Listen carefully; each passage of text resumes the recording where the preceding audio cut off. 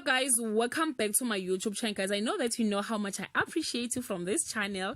Once again, thank you so much for subscribing to this channel, guys. Let's talk about the acting industry, guys, or entertainment industry.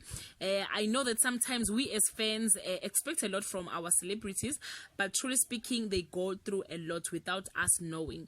It's the beginning of the year and more than 10 actors lost their jobs.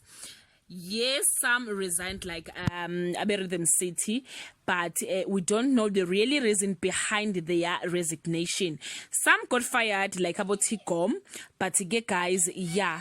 So we don't know what is really going on with the industry. You can leave your comment below, guys, and share your thought, and also share with us your favorite exiting character. I'm not sure if it's the right word, that one, but again, guys, you can share your favorite character ehambayo with Soapy that you will miss the most. My top 4 is Tigom, Thandeka, Goodness, and Mbali. I love you so much, guys. Bye.